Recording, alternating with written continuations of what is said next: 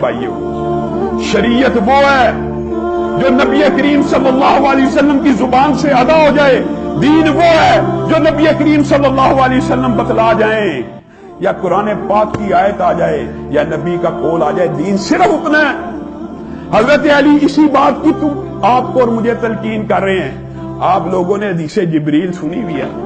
نبی کریم صلی اللہ علیہ وسلم کے پاس جبریل علیہ السلام آئے. نبی کریم کے پاس آپ کے سامنے دو زانو ہو کے گھٹنے کے ساتھ گھٹنا لگا کے بیٹھ گئے. اب آقا علیہ الصلوۃ والسلام سے پوچھ رہے ہیں ما هو الاسلام ما هو الایمان. حدیث طویل ہے، ہمارے موضوع کے ساتھ اس حدیث کا جتنا تعلق ہے وہ آپ کے سامنے رکھتا ہوں. نبی کریم سے 3 سوال پوچھے. نبی کریم صلی اللہ علیہ وسلم نے تینوں کے جواب دیے. نبی کریم نے جواب دیے. اب جواب دینے کے بعد وہ اٹھ کے چلے جاتے ہیں. نبی کریم صلی اللہ علیہ وسلم صحابہ کو مخاطب ہو کے کہتے ہیں تمہیں پتا کون تھا؟ آقا ہمیں نہیں پتا کون تھا، لیکن ہم حیران ہیں، پوچھتا بھی آپ سے تھا، آپ جواب دیتے تھے، تصدیق بھی وہ کرتا تھا، سمجھ میں بات نہیں آئی. نبی کریم صلی اللہ علیہ وسلم نے کہا پھر سنو سمجھو، جبریل آئے تھے، تمہیں تمہارا دین سکھا کے گئے ہیں. کیا مطلب؟ یہ بات بڑی اہم ہے. اگر ایک حدیث سمجھ آ جائے بندے کا عقیدہ بدل جاتا ہے. جبریل آئے تھے، تمہیں تمہارا دین سکھا کے گئے ہیں. اس حدیث کا عام فہم ترجمہ تو یہ ہونا چاہیے تھا، جبریل اگر آئے اور مجھے اور آپ کو دین سکھانا چاہتے تھے، منبر پہ براہ راست چڑھتے، لوگوں سے خطاب کرتے، لوگوں سے گفتگو کرتے، نبی کریم کہہ دیتے جبریل آئے تھے تمہیں تمہارا دین سکھا کے چلے گئے. نہیں، دین وہ نہیں ہے کہ اگر آسمان سے فرشتہ بھی نازل ہو جائے، منبر پہ چڑھ کے بھی تم سے مخاطب ہو جائے. دین وہ نہیں ہے. دین وہ ہے جو پیارے ہونٹوں سے نکلے ہوئے الفاظ. دین صرف وہ ہے، بس بات ختم. نبی کریم صلی اللہ علیہ وسلم کے منہ سے جو الفاظ نکلے دین وہ ہے. اگر اللہ رب العزت کو مطلوب و مقصود یہ ہوتا ہے انسانوں کی رہنمائی کے لیے، اللہ قرآن میں کہتا ہے میں آسمان سے فرشتے نازل کر دیتا. اگر دنیا کے اندر فرشتے رہتے ہوتے اللہ آسمان سے فرشتے نازل کر دیتا. نہیں، نبی کریم صلی اللہ علیہ وسلم جس بات کا حکم دے وہی دین ہے. نبی کریم صلی اللہ علیہ وسلم کے پاس صحابی آئے، آ کے سوال کیا. نبی کریم نے حج کی فضیلت بیان کی، حج کی فضیلت بیان کر رہے. آ کے آقا سے سوال کیا جیسے زکوٰۃ ہر سال امیر لوگوں پہ فرض ہے. یہ سوال آنا کوئی اچنبے کی بات نہیں ہے. صحابی کے ذہن میں سوال آیا افی کلی عامن، کیا اے اللہ کے رسول ہر سال مستحق جو مالدار استطاعت رکھنے والے لوگ ہیں ان کے اوپر ہر سال حج فرض ہے؟ سوال میں کوئی عیب نہیں ہے. سوال آ سکتا ہے کہ جیسے اسلام میں ہر سال زکوٰۃ کو فرض کیا گیا صاحب حیثیت لوگوں پہ، کیا ہر سال حج فرض کیا گیا؟ نبی کریم اس کی اتنی عمدہ تبلیغ کر رہے ہیں اور اتنی لوگوں کے اندر اس بارے میں تبلیغ کر رہے ہیں. صحابی کے دل میں سوال آیا، نبی کریم خاموش رہے. پھر اس نے سوال کیا، پھر نبی کریم خاموش رہے. پھر اس نے سوال کیا، پھر نبی کریم خاموش رہے. اور تھوڑی دیر کے بعد اس کو مخاطب کیا، کہا اللہ کی قسم اگر اس زبان سے صرف نعم نکل جاتا، یعنی ہاں ہر سال فرض ہے، تو اللہ رب العزت اس کو فرض کر دیتا. یہ دین ہے. دین وہ ہے جو آقا علیہ الصلوۃ والسلام کے پیارے ہونٹوں سے بات ادا ہو جائے یا جس کو دیکھ کے آقا علیہ الصلوۃ والسلام خاموش ہو جائیں. دین صرف وہ ہے. دین براہ راست جبریل امین بھی آ کے کسی کو کہہ دے وہ دین نہیں ہو سکتا. دین اگر حاصل کرنا کس سے کرنا ہے؟ نبی کریم صلی اللہ واحد ایک ذریعے ہیں. یہ قرآن پاک بھی نبی کریم صلی اللہ علیہ وسلم کے ذریعے سے ہم تک پہنچا ہے.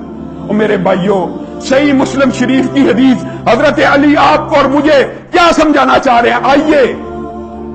آج افسوس اور دکھ کی بات ہے، یقین کیجئے دکھ ہوتا ہے.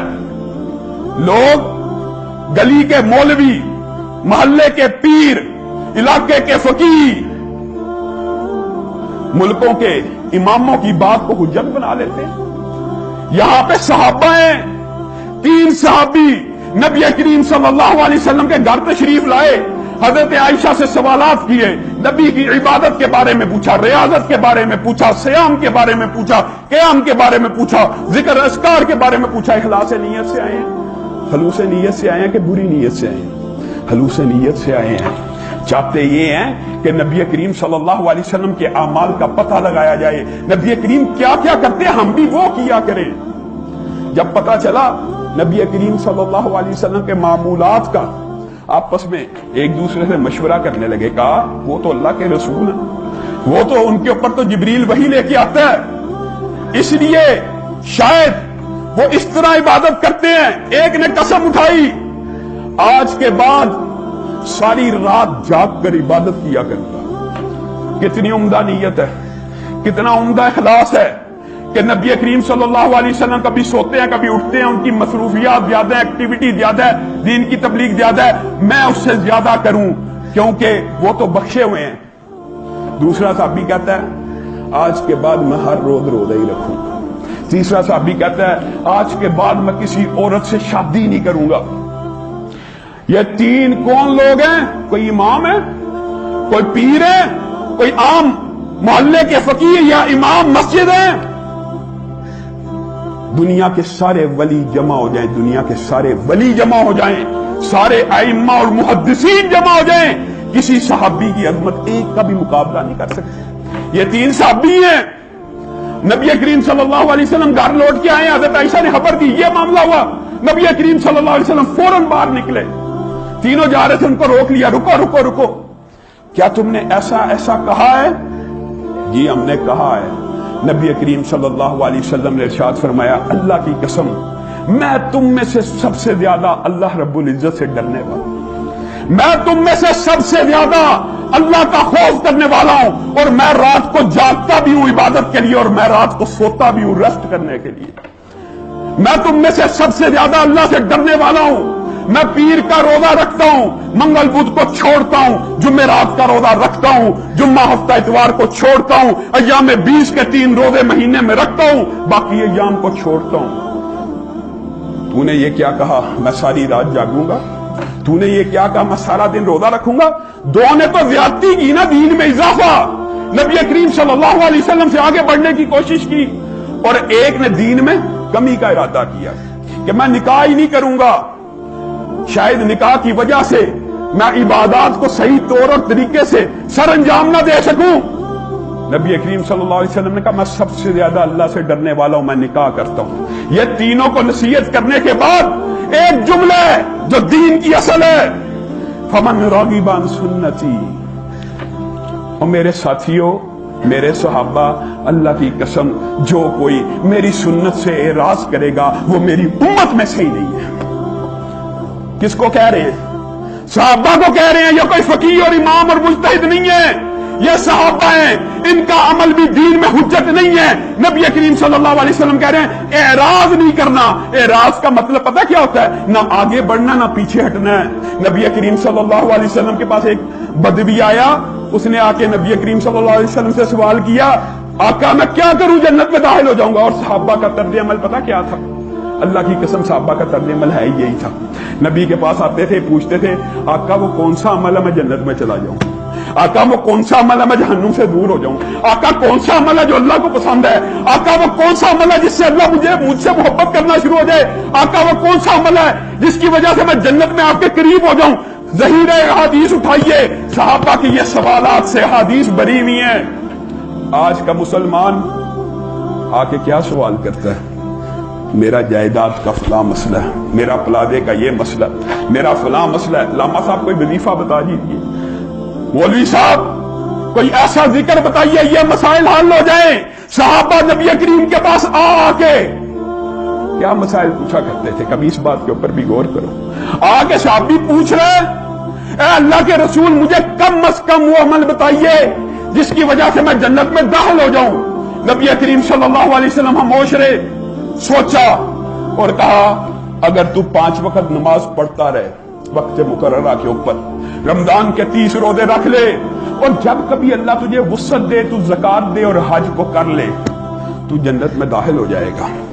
وہ صحابی نبی کریم صلی اللہ علیہ وسلم سے کہتا ہے کہ آپ مجھے گارنٹی دیتے ہیں؟ میں محمد صلی اللہ علیہ وسلم تجھے گارنٹی دیتا ہوں۔ صحابی کے منہ سے الفاظ نکلتے ہیں، اللہ کی قسم آقا پھر گواہ رہیے یہ بندہ مرتے دم تک نہ اس سے ایک عمل زیادہ کرے گا نہ اس سے ایک عمل تھوڑا کرے گا۔ نبی کریم صلی اللہ علیہ وسلم اس کو جاتا دیکھ رہے ہیں اور صحابہ کو کہہ رہے ہیں تم میں سے کوئی شخص چاہتا ہے کہ وہ جنتی کو چلتا پھرتا زمین پہ دیکھ لے؟ ہاں آقا ہم سب چاہتے ہیں۔ تو سنو یہ جو شخص جا رہا ہے یہ جنت میں داخل ہوگا۔ کس وجہ سے؟ لوگوں نبی کے منہ سے جو بات نکل آئے صرف وہ دین ہے۔ آج کے بعد اگر تمہارا اور میرا یہ عقیدہ بن جائے جو نبی کریم صلی اللہ علیہ وسلم کہیں گے ہم نے صرف دین اسی کی بات کو ماننا ہے۔ میرے بھائیوں یہ قرآن پاک کئی مرتبہ میں یہ بات مجھے سمجھ نہیں آتی لوگوں کی کہ لوگ کہتے ہیں قرآن کافی ہے، قرآن کافی ہے۔ یہ قرآن کیا تیرے اور میرے اوپر نازل ہوا ہے؟ اللہ کی قسم نہیں، نبی کریم صلی اللہ علیہ وسلم کی حدیث سے یہ قرآن ہم تک پہنچا۔ نبی کریم نے کہا یہ اللہ کا کلام ہے، ہم نے مان لیا، نہ اللہ نے تیرے پہ وحی کی ہے نہ میرے پہ وحی کی ہے، ہم تو نبی کی بات پہ ایمان لے کے آئے۔ نبی کریم صلی اللہ علیہ وسلم نے اقرا جو پہلی وحی تھی اس کو 30ویں پارے میں رکھ دیا، سورۃ فاتحہ کو قرآن کا دباچہ بنا دیا، ابتدا بنا دیا، ہم نے اعتراض نہیں کیا۔ کیا دین کی بعض باتیں نبی کی لینی ہے اور بعض باتیں چھوڑ دینی ہے؟ دین صرف نبی کریم صلی اللہ علیہ وسلم کے قول، عمل، فعل اور سکوت کا نام ہے، سکوت کا نام بھی ہے۔ نبی جب کوئی کام دیکھتے ہوئے خاموش ہو جائے نا وہ بھی حدیث ہوتی ہے۔ کیوں؟ کیونکہ نبی کا یہ منصب ہوتا ہے وہ اپنے سامنے کوئی غلط کام ہوتا دیکھ ہی نہیں سکتا، اس کو روکتا ہے، اس کو ٹوکتا ہے، پھر اگر وہ کسی بات کو نہ روکے نہ ٹوکے وہ بھی شریعت بن جاتی ہے۔ آپ مجھے ایک بات بتلائیے، بات آئی ہے تو سمجھانے کے لیے کہہ رہا ہوں، کیا کبھی آپ نے سنا ہے ابو بکر کا وہ عمل شریعت ہے، عمر کا وہ عمل شریعت ہے؟ بلکہ ہمیشہ جملہ کیا ہوتا ہے؟ ابو بکر نے شریعت کے مطابق عمل کیا، عمر نے شریعت کے مطابق عمل کیا، عثمان نے شریعت کے مطابق عمل کیا، علی نے شریعت کے مطابق عمل کیا۔ کائنات میں محمد الرسول اللہ صلی اللہ علیہ وسلم کے علاوہ کوئی ذات ایسی نہیں جس کا ہر عمل شریعت ہو۔ کیا نبی کریم صلی اللہ علیہ وسلم کے بارے میں یہ کہا جاتا ہے شریعت کے مطابق عمل کیا؟ نبی کریم صلی اللہ علیہ وسلم کا یہ عمل شریعت ہے، نبی کریم صلی اللہ علیہ وسلم کا یہ عمل دین ہے۔